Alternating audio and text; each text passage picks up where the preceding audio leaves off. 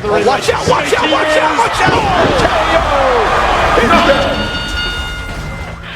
Hello, welcome to my channel, I'm glad to see you. I always thought of myself as an eclectic gamer. I play a bit of everything, from JRPGs to sport games. But if you've been following my videos, you probably noticed that there's one genre of games that I seem to gravitate more often, and that's racing games. More specifically, arcade racing, although I also enjoy Gran Turismo and Forza every once in a while. So I decided to share with you all what I consider the best 3 games of the genre. The arcade racing game perfection Triforce. When it comes to arcade racing games, there's 3 factors I really enjoy in them, and these 3 games differ in each one. These are: handling. How do the cars in the game handle overall? Is it more arcadey? Is it more simulation based? Combat. Is there any kind of combat in the game? Are we allowed to hit our opponents how we see fit? Sense of speed. Is it fast? I mean really fast? A good sense of speed really helps in making a good arcade game feels really exciting. With this in mind, let's go to our first game. But before we do that, have you subscribed yet? It's completely free and help our channel grow. I'd be delighted to have you with us. And with that out of the way, let's go.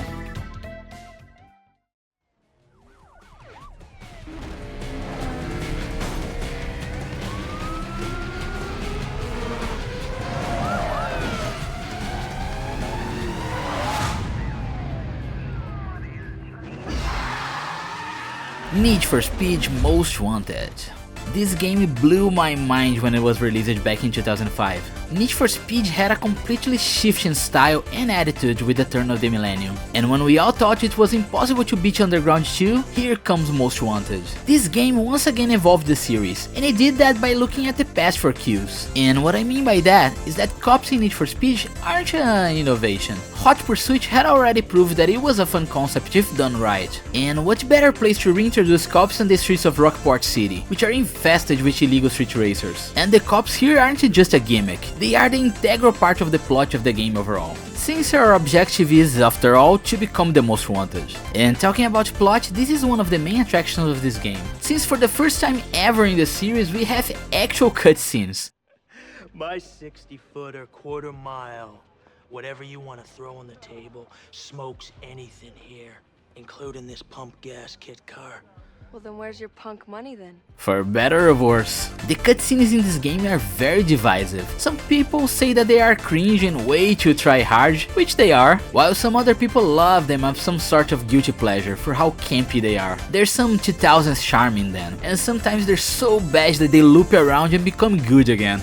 But the main attraction here is the racing, and by golly there's some racing to be had. A little too much racing if you ask me. This game drags on for so long at the end that it feels like it's never gonna end. But at least the racing is very good.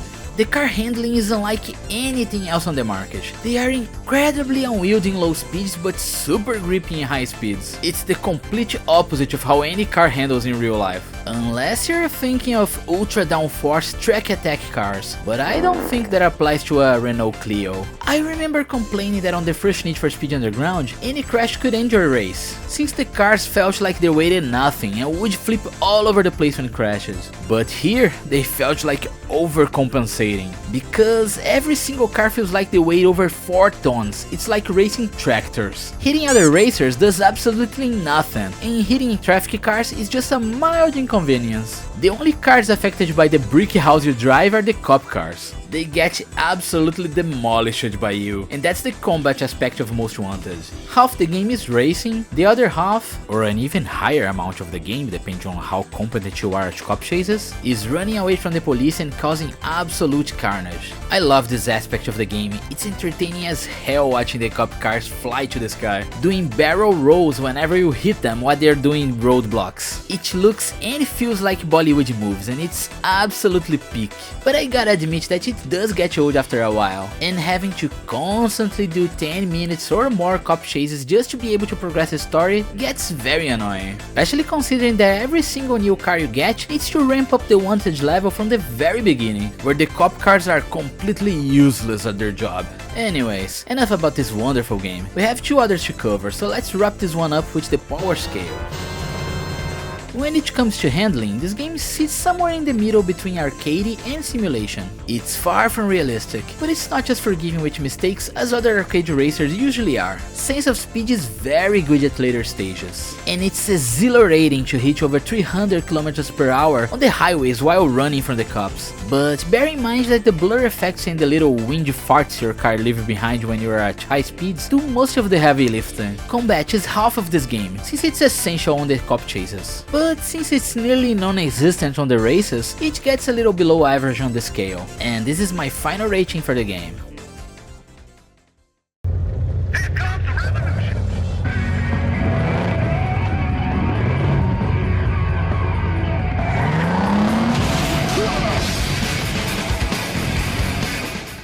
The next game is Flatout Ultimate Carnage, or Flatout 2 if you're rocking the 6th gen. Both games are very similar. I'm playing Ultimate Carnage for the PC on this video, because I like the higher fidelity models, textures, and the expanded roster of racers. But if you would rather have a better soundtrack, Flatout 2 is your best bet. This game is incredible. I had no idea it existed back in the PS2 days, but when I discovered it some years later, it quickly became one of my favorites of the genre. This game introduces me to the concept of banger racing, where people bring their bang up shit boxes to races that have more in common with Destruction Derby than an actual sport, and the game rolls with that concept. You're expected to race and win, but you're more than rewarded when racing with destruction in mind. You get nitro and cash for causing mayhem, be it with the scenery or the other poor souls that are racing against you. And the scale is the main goal during the Destruction Derby events, in which you will suffer greatly if you decide to take part in a compact car. In here, the bigger the better. That's what she said. But don't let the delightful destruction cloud your mind. Racing in this game is sublime. Thanks to the physics engine employed by the studio Bugbear, the way the cars handle in this game is they truly feel different from one another, in a way that's almost disorienting, because when you finally get the hang of the car you're using, suddenly you have enough cash for a car upgrade, and it's like having to learn how to drive all over again, depending on the car you choose. I usually like to drive pickups in this game, because they're not just fast, but they handle great in the corners, and are the best in combat. And when I finally unlocked the best car in the game, I felt like a completely incompetent buffoon, sliding all over the place, barely in control of my car, since it was a rear traction horsepower monster. And that diversity in handling models and the performance of cars is what makes the driving in this game so satisfying to master. Because although it's as fun as any arcade racing game it can be, it's nearly a simulation game in its own right. And it's fast too, especially with the more sport-oriented cars. When you get the chance to nitro to your heart's content in a straight, you can feel how fast the cars are, without any trickery involved. So much so that making turns at high speeds is nearly impossible, which goes a bit against the logic of arcade racing, but what can you do? You win some, you lose some. So yeah, that's Flatout Ultimate Carnage, and here's how it stacks up in the graph. Handling is superb, better than most simulation racers, so it gets top marks. Combat is also very enjoyable. Getting a really good hit on an opponent's car is very rewarding, both in the game and in your quality of life overall. Sense of speed is very good, but very hard to master, since the game expects you to take corners with a reasonable amount of care. So although it is possible to go very fast, it's not the game focus, so it's a bit lower on the scale. And here's the game score overall. Lastly but not least, Burnout Revenge. This is the most arcade racer that has ever arcade raced in history, period. You got supersonic speeds, so much car combat that if we weren't racing in a circuit, it could be mistaken for a Destruction Derby. And a handling model so loose that we feel like hypersonic hovercraft instead of actual cars. And I love it. All of it. This game takes Burnout 3, which by itself it's nearly perfect, and amplifies it tenfold. Races here are so full of adrenaline that whenever I'm playing this game, I enter an almost trance-like state in which my attention is fully dedicated to this game. So much so that when I finish a race, when I look away from the TV, it almost feels like everything around the TV starts to float upwards. It's a very weird feeling that only this game and Guitar Hero has ever put me in. Has this ever happened to anyone else? Please let me know in the comments. I need validation to know I'm not crazy. The sense of speed in this game is nearly unmatched, and it's probably one of the reasons why we don't instantly crash whenever we hit traffic cars in our correct lane, because if it wasn't for that, this game would be nearly unplayable. Seriously, the save I'm using here is only at the beginning of the game, and it's already way too fast. I love it. And although we're usually too preoccupied with the rival racers to race properly, in the time trial events they expect us to be nearly perfect drivers to get the gold medals, and that takes a whole lot of concentration and reflexes that I think I'm too old to have these days. But since we can pick and choose the events we take part in, we can focus on the more aggressive side of Burnout if we want. This game is the poster child of arcade racer with combat, since taking out the competition is the differential that puts this franchise on the map. It's incredibly satisfying to take out your opponents during the races, especially since we get rewarded with nitros for our efforts, meaning that the more aggressive we are, the fastest we go in the race usually. And if you would rather focus on the Carnage, Road Rage events are the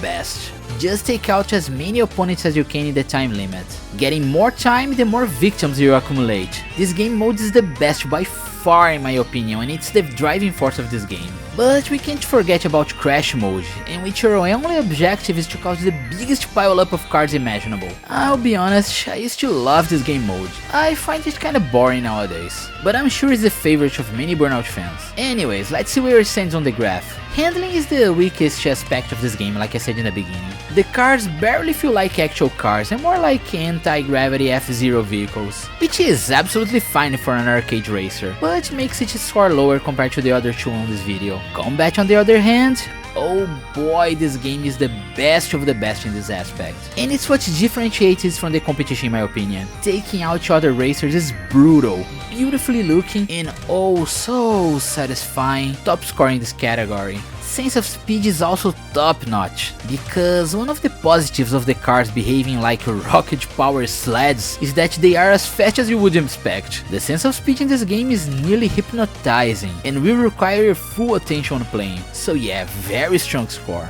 And here's the game final graph. These three games are in a category of their own, and that's why I consider them to be on the podium for best arcade racers ever made, all three sharing the #1 spot. If you still haven't played them, please do yourself a favor and play them. I swear you enjoy them. And speaking of enjoyment, if you like this video, help me out and give this video a thumbs up, and consider subscribing because I intend on making many more videos like this one in the future. See you next time, bye bye.